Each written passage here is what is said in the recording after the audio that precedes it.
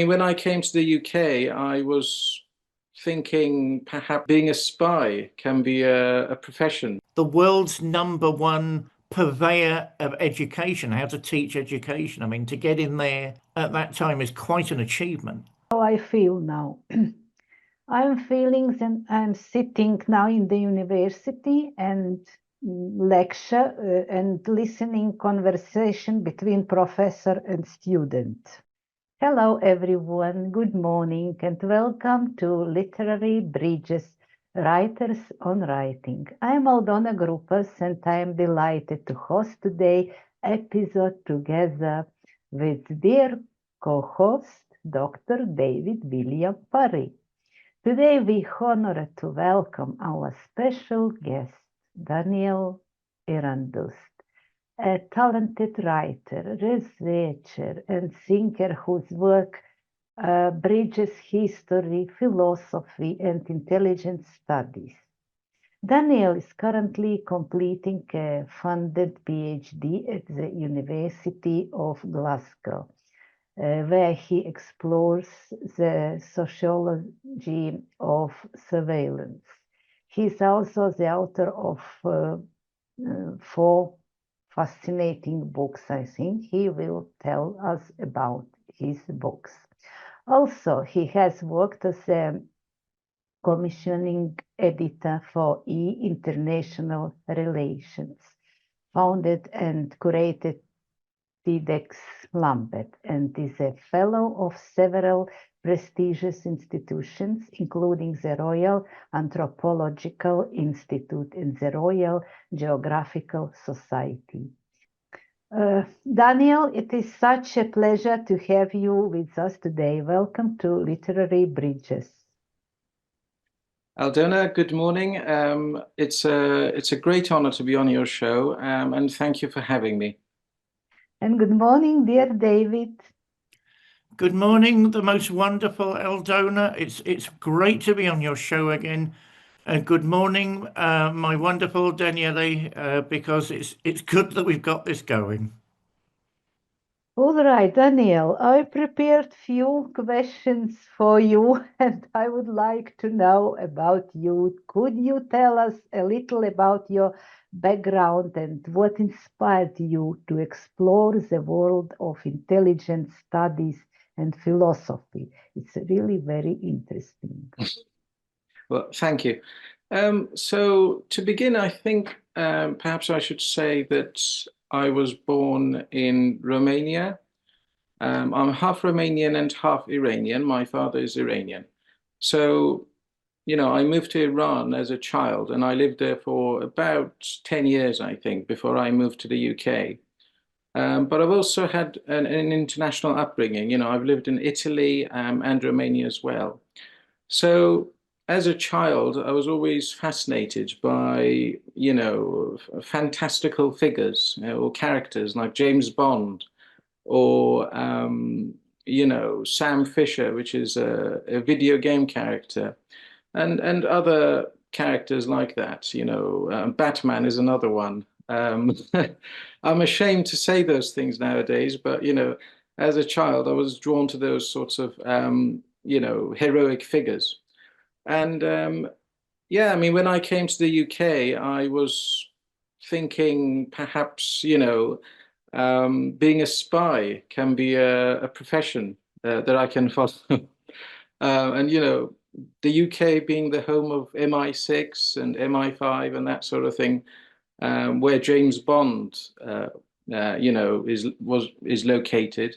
I thought, perhaps that would be a good route for me, career route for me. So I was very serious about it, which is why I decided to do my university degrees in intelligence studies. And at that particular time, this was in 2013, I had learned of a couple of courses in the UK which were focused on that. They were focused on intelligence studies, the study of how espionage works, how intelligence works. So, and one of them was in Aberystwyth University, and David had already been to Aberystwyth to do a poetry event, and he suggested, he recommended that I should apply to get into that course. So I did apply. I spent 3 years in Aberystwyth, which is in Wales, UK, and I graduated with a bachelor's, and then I decided to do a master's in intelligence studies. So, and that was about 1 year. After that, as I learned more, during that course, I learned more about the world of espionage, spies and so on. The more I learned about them, the more disillusioned I became with that profession. I learned that perhaps it wasn't as ethical as it should be. And I decided to do a PhD at the time. I applied to do a PhD, but it didn't go through. I didn't get the funding for that. So, David recommended that I do a PGCE, which is a qualification in teaching. So it's a teaching, secondary teaching qualification. And that's how I got into education, teaching. And I spent a year sort of doing that course, and I went back to London, where my father lives, and I worked there for a couple of years as a supply teacher. And that was quite a challenging period, I think. At the same time, I was doing my second master's in the philosophy of education.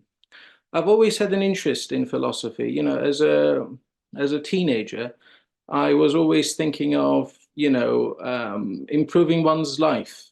How can one improve the way he or she lives?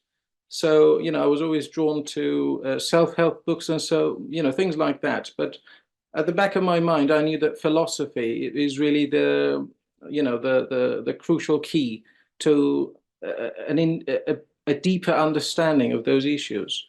So, doing a philosophy of education course at at UCL, University College London, that seemed like an appropriate option for me, and it sort of gave me a route into that world. So that's how I decided to get into philosophy. That took me 2 years to finish. I then applied to do a PhD at King's College London. That was a part-time course. I spent 3 years doing that, and that was self-funded, unfortunately. But then we decided to move to the Isle of Bute because we couldn't afford, costs of living in London. So that's when when we decided to withdraw from that course at King's College London. After a few months of spending here in the Isle of Bute, I discovered a scholarship for a PhD at the University of Glasgow, which was focused on surveillance, the sociology of surveillance, specifically how the public, public entities, journalists and so on, can, improve or reform surveillance. And that was an interest of mine for a long time. I'd written articles on cyber security and so on. So there was always an interest on that. And back at King's College London, I was actually working on intelligence oversight. So in other words, how intelligence can be overseen democratically. So yeah, I mean, that's basically a brief background of my work. Thank you. Thank you, Daniel. And David, would you like to add something? Well, I mean, Dan is an extraordinary person on so many levels. He's actually got 2 master's degrees, so he's being very, very modest at the moment. I also went to King's College back in the day for my first degree, which was in religious studies. I didn't really get on with it. I find Britain far too elitist. I always did. King's College is one of the worst examples of British elitism you can come across. So anyone that goes there, I take my hat off to them because I wouldn't repeat that. It's a fine university college, but it represents everything from my perspective that's wrong with Britain. That is said for a particular reason. I mean, I know that Dan got an interest in the philosophy of education when he was there. I mean, that wasn't really identified as a specific subject too far in the past. It was just seen as the general aim of philosophy. You know, that's one of the things that thinkers, that philosophers talk about. It's only recently that people have started saying, and quite rightly, well, no, I mean, this is a really important area of debate in its own right. I mean, look, it affects so many people. It affects our young. So we really need to put this on a professional footing. We really need to see what people are saying, what is working, what is not working, and why. Very, very important. Now, Dan's first book is, as far as I remember, on the philosophy of education, and it was at UCL. I mean, Dan, how did you find your research for that book? And what did you learn? I mean, you became a teacher, you're a qualified teacher. What did you learn from the philosophy of education that helped you in the classroom, that helped you as a teacher? Well, that's a really good question. Thank you. Well, I mean, for me, the philosophy of education was a way into reading, the main philosophers, Plato, Aristotle, and so on. I was really interested to learn more about what they were saying.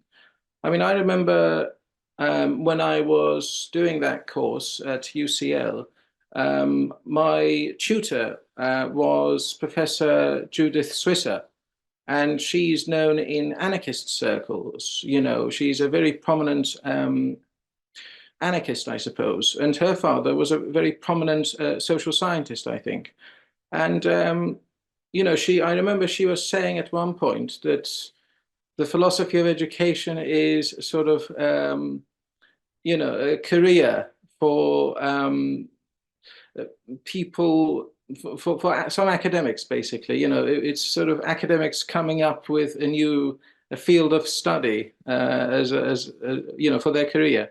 I mean, I think there is some valid point to that, but I think what I found interesting about the philosophy of education was how it drew on sort of philosophers to improve our educational standards. So I mean, I was really drawn into the works of Rousseau. I mean, he wrote a book called Emile, and that was one of the foundational books on education. It's one of those foundational modern books on education. I mean, there are other ones as well. I mean, John Locke had written a book on education. So in a sense, what I learned was how, the deeper aspects of education, the mechanisms of education. And I think it was very important for me, especially because you learn things that you wouldn't learn in a teaching course. So, when I was doing the PGCE course, I was learning pedagogical techniques. How do you teach students, primary school students or secondary school students?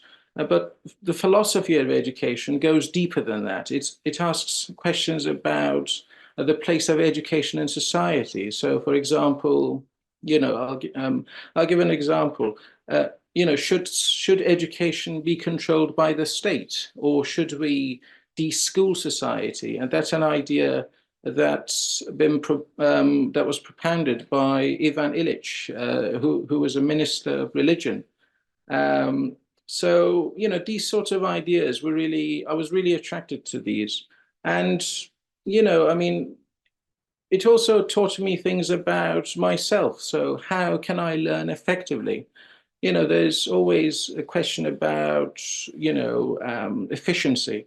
So it really goes into these sorts of things. I mean, am I a visual learner, or am I a sort of how can I be a critical thinker? Those sorts of things, which taught me. That course sort of helped me think about those sorts of things. And, you know, I mean, there are other questions as well. So, I mean, are we living in a society where education is about a piece of paper? You know, is it about just getting certificates all the time? Which it is. I mean, the way education is seen nowadays is that, you know, you go to a university to earn a piece of paper. You know, it's not about the intrinsic value of education. So my first book on the philosophy of education, that was published in 2022 by Manticore Press, which is based in Australia. And my publisher is Gwendolyn Taunton. She's the owner of that publishing house. And she's also published my 3 other books as well. So yeah, I mean, my first book is about various aspects of the philosophy of education. I start with my understanding of anarchist education. So, anarchist education is the idea that, you know, it's not just about, you know, freedom. It's not about sort of do anything you want in a classroom. It's more deeper than that. It's more political. Anarchist education is quite dangerous, actually. And there have been a couple of experiments around the world that showed how effective it was. In fact, in Spain, during the earlier period of the last century, there was an anarchist school, and the government shut it down because it was so dangerous. You know, it posed serious problems for the state. Yeah, I mean, and the other things I looked into my book were sort of the psychology of education. So, you know, I drew on the works of Freud and Wilhelm Reich to look into the education of children. And I looked into the language of education. So I looked into the works of people like Wittgenstein and Professor Andy Clark, who actually spoke in one of my TEDx Lambeth events in 2019, where, you know, David William Parry was also one of our speakers. So, yeah, I mean, that's sort of the overview of my, you know, my thoughts into the philosophy of education. I'm going to jump in there before Aldona says anything. Certainly, forgive me, Aldona, I just think a few things need clarifying. Certainly, when you were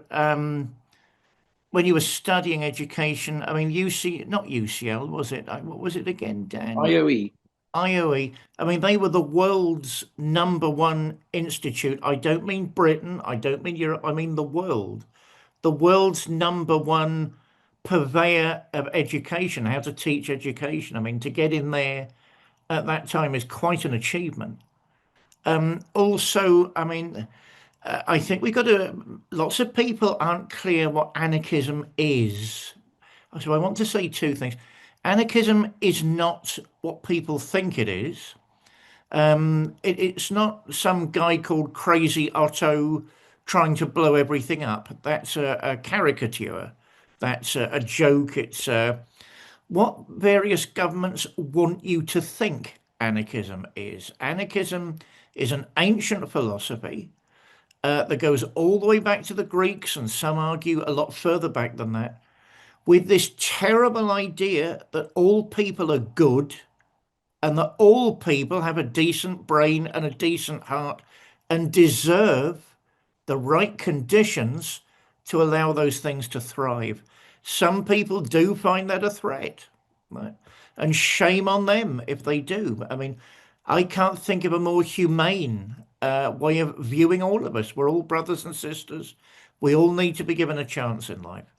I mean, you mentioned also spirituality. I mean, certainly one of the subtexts, I believe is in the subtitle of your education book, is an anthroposophical perspective. Now, Rudolf Steiner is someone that interests me personally.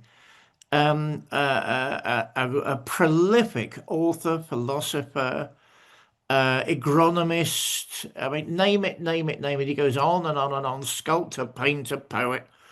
who also was interested in what he called anthroposophy. I mean, that's a highfalutin word that just means taking your spirit back to the cosmos, finding harmony with the world around you, finding harmony between all forms of life. I mean, that is beautiful. Obviously, it links in with German idealism. I mean, he grew up in that tradition. He's part of that tradition. And obviously, it's in your book. I mean, why did you think that it was important, whether it's discussed at length or not? To my recollection, it's not, but the ideas, the themes are there. Why did you think it was important to raise that as an issue in education? I love that question. And it's quite a complex question, because my idea behind that, my attraction to anthroposophy originally, was that sort of this spiritual element. I mean, I spent 2 years sort of studying the philosophy of education, and I was always struggling to find the answers. I'd read Kant, for example, and he brings up loads of he starts a framework for thinking that's been sort of still attractive, for philosophers. But ultimately, I was always struggling to find answers to the questions that I was posing myself. And, I mean, anthroposophy, I suppose, for me was giving those answers, because it was opening up the way to theology or metaphysics, in a sense. And I suppose that's why I decided to position my book in that way, because philosophy doesn't always give the answers. You have to look beyond that. I think you said it once to me, and I think it might have been Kierkegaard as well, who said that where philosophy ends, sort of theology begins. And that was really the starting point for me in that sense. I wanted to show my readers that, philosophy doesn't always give you the answers. Yeah, thank you. Thank you, dear Daniel. And as we start talk about your books, actually you answered already on my question, but anyway, I would like to know which of your books feels the most personal to you, and philosophy question, why? Yes, absolutely. I mean, I'd say that, I mean, I can't remember who said it, but I remember reading somewhere that, a writer's first book is probably their most biographical. So I suppose my first book on the philosophy of education is perhaps the most personal, because in that book I was searching, I was reading so many different philosophers and trying to learn. So I suppose someone who reads that book will probably see where I'm coming from. I mean, where do I begin? So I suppose I'd say that's my most personal. But at the same time, my latest book, my fourth book, which is called The Dogs of Diplomacy, and that was published a couple of months ago by Manticore Press, I'd say that perhaps goes further, because I include biographical information in that.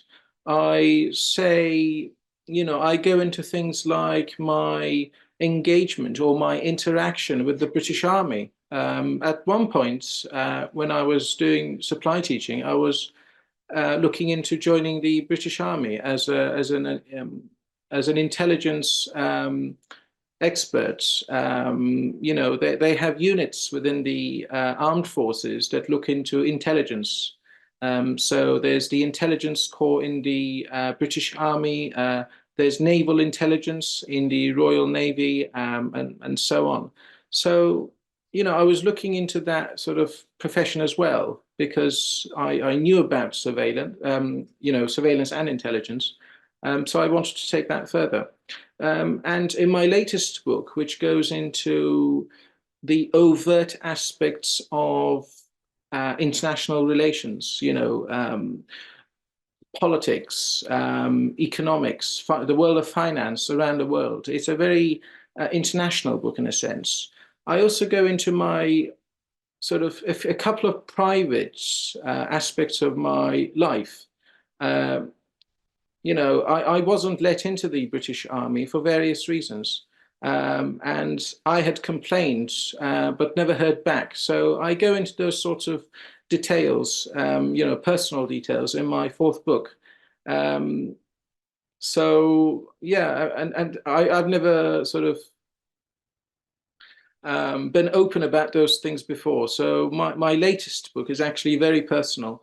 And I also, I look into my passions. So, when I'd moved to the UK, I was really attracted or drawn to figures like Lawrence of Arabia, the British officer during the First World War, who was based in the Middle East, and he sort of gathered various Arab tribes in order to fight off the enemy. And he was a spy, an intelligence officer, and there was a couple of films made about him. There was one by Peter O'Toole, which was directed by David Lean, I think. So David Lean. So yeah, I mean, there was also another person that I was drawn to was uh, Sir Richard Francis Burton, who was an explorer. He was also a fellow of the Royal Geographical Society. So I go into those sorts of my passions, my role models in a sense. So yeah. All right. Thank you. Very interesting. David, would you like to join us on this conversation about books? I'm always honored by someone who wears a wonderful bee-like jumper, pink and black, looking fetching. Oh, where do we unpack all of this? I liked Rahab's House of Spies, the book before that, because of course spying is mentioned in scripture. It's mentioned in the Old Testament that Moses actually sanctioned spies to go into the lands that they were thinking of occupying and see what was there, and they were horrified at some of their discoveries. So, the notion of spying actually has a long history. I think your new book, The Dogs of Diplomacy, is the most successful, if I can put it that way, of your authorship to date. For me, I suppose it covers the type of ground that nobody's talking about. I mean, Gwendolyn Taunton is very quickly becoming a legendary publisher. Manticore Press is becoming legendary. It tackles issues that other people don't want to touch. I think that's exciting. I mean, there are things like unreal geographies. What is on a map and what is not on a map? Who decides what's on maps? Very important questions. And so radical geography is in there. For me, I suppose it's more a book on international relations. I mean, you've mentioned a lot about where things go wrong. Half of the time, people seem to be looking for trouble as opposed to solving their problems. Do you think, now that you've finished that book and it's in print, it's published, it's available on Amazon, do you think there's much hope for the world? We live in a terrible world at the minute. And your book sort of suggests there might be light at the end of the tunnel. Do you want to say a few more words about that? That's a difficult question, I think, but I'd say my hope for the future. I mean, I still have hope for the future of the West. I don't think the West is finished. I think it's still got very important ideas that need to be fought for.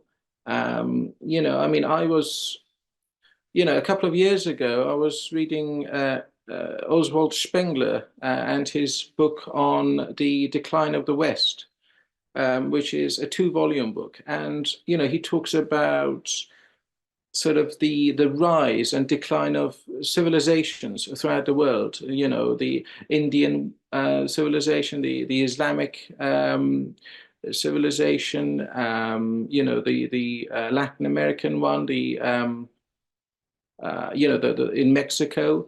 And he goes into the details of these sorts of, you know, the historical aspect of these different civilizations, and he draws parallels. He's looking into the, you know, the parallel theme of how they come and go. You know, civilizations don't last. You know, eventually they wither away, and another one rises. And, you know, I mean, in my book, my latest book, The Dogs of Diplomacy, I look into the sort of the rise of China. I look into the rapprochement just after the Second World War and how things changed in China. So, you know, Deng Xiaoping's influence, how he changed the economy of China. So, I mean, lots of people think that China is on the rise now. And, you know, I mean, that's a valid point. And the West, so specifically in America, there are various sectors in government that fear that. They don't like the idea of China as a superpower. So my hope for the future, you know, I still think Europe is got very important ideas that need to be fought for. And, you know, sort of perhaps one of the dangers of the West today is, I'd say, surveillance capitalism. I think that's the one thing that's probably preventing better way of life in the West. It's you know, it's stopping things from developing, from progress. The reason why I say that is because surveillance capitalism is sort of controlled by big corporations like Google or Meta, Microsoft, Twitter or X, which is what's called nowadays. And these corporations, what they do is gather people's data, personal data. So, you know, where they've been, you know, where have they gone for their holidays, or where do they shop? What sorts of things do they read online on the internet? So these sorts of data they can gather and form a picture of the person in order to predict their future behavior, but at the same time, in order to mold their behavior. So there's a sort of what we are finding now in the West is that big corporations are trying to, in a sense, shape people's thoughts, their minds, and their bodies. So, and that's a dangerous time for people. It's perhaps it goes further than Big Brother in a sense, because it's more about sort of it's more invisible. You don't know that's happening, but in Big Brother, you're aware that there's sort of a presence that's that can be fought, you know, that can be resisted against. But surveillance capitalism, it's invisible. You don't have a target. So I suppose that's one of the dangers of our way of life, I suppose, in the West. Which is why I think my course at the University of Glasgow, my current research, is quite relevant, I'd say, because it's seeking to understand how people, as opposed to officials, can resist. How can they fight effectively? How can they, you know, stop things from declining? So, yeah, I mean, I'm looking into how journalists, for example, or academics, lawyers, can fight back. I mean, my current research is comparing civil society movements in various countries. Specifically, I'm looking into 3 Southern African countries, so South Africa, Botswana, and Zimbabwe. My primary supervisor is actually from South Africa, Professor Jane Duncan, and she holds what's called a global professorship with the British Academy. So my PhD is funded by that sort of overarching project. So, and we're looking into how public entities, in other words, people, journalists and so on, universities perhaps, can fight back. How can they mobilize support in order to resist surveillance capitalism and surveillance generally? Because that's really the hallmark of modern society. Thank you so much. You know how I feel now. I'm feeling that I'm sitting now in the university, and yes, David, exactly, like in the lecture and listening conversation between professor and student. Really so clever professor and very clever student. I am really happy to listen this conversation. But anyway, I have question as well to Daniele. As someone deeply involved in education and research, what do you think are the most important values we should teach future generations of writers and thinkers? I love that question. Thank you. Well, I'd say, I mean, having taught as a supply teacher for a couple of years in London, I was teaching in both primary schools and secondary schools. And it was very challenging. There was the issue of behavior management. And I suppose that's normal. As a kid, you want to sort of jump about and so on. I mean, primary schools were easier for me than secondary schools because secondary schools, they're sort of the students are sort of more developed in a sense. So, and you hear stories about sort of crime. I'd never witnessed any when I was working as a supply teacher, but there was always a feeling that there might be something might happen.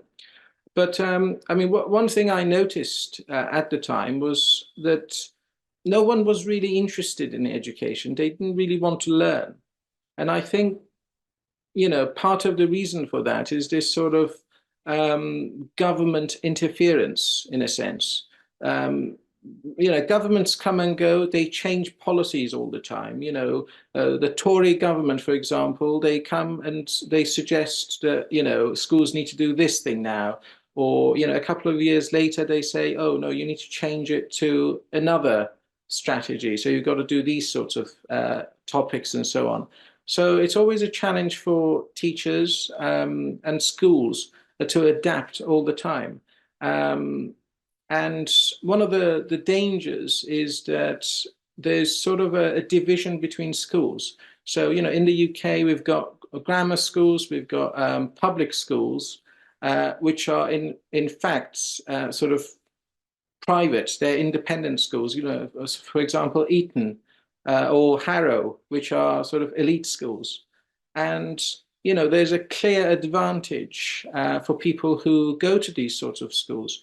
I mean, obviously, they pay thousands of pounds, sometimes hundreds of thousands of pounds. And, I know a couple of people who work in those sorts of schools. And, I mean, they invite politicians to their schools to speak to their students. They invite experts. So they really work to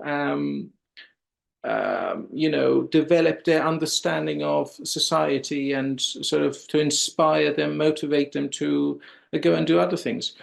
But when it comes to working class schools, state schools, which are sometimes called academies, they're sort of a new development in UK education. I mean, they don't get any of those sorts of resources to support the students. The students know that even if they finish school, they graduate, there'll be nothing at the end. There won't be any jobs for them. There won't be any sort of routes for them to follow. So basically, they lose hope. They don't have the hope to study hard and sort of get good grades and so on. I mean, one of the problems actually is sort of grading, you know, this sort of competitive environment in schools. I think that's a very, it hinders development. You know, education's got to be more sort of perhaps community based. It's got to be more sort of complementary. And that's one of the strengths of the, you know, anthroposophical schools, you know.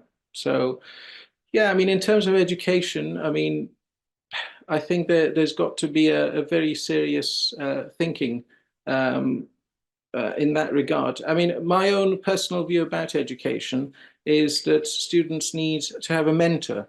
You know, they've got to have a personal tutor, one person that they can sort of go to ask questions, to learn from. And, you know, in working class schools, they'll never have that chance. Whereas in Eton or Harrow, they'll have their personal tutors. So I think that's probably my view of effective education. How can you teach students effectively is to have a personal tutor.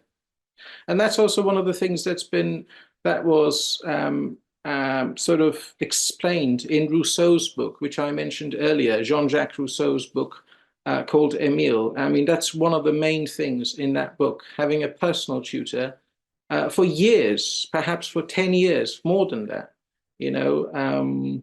So. Okay, thank you. Very interesting. David, would you like to say something? I'm very aware of the time, dear Eldona, don't worry. I have always been an admirer of Rousseau. I mean, the social contract is probably one of the most explosive documents in European history. The fact that the different classes must work together and there's an unwritten contract. We agree to work together on certain terms.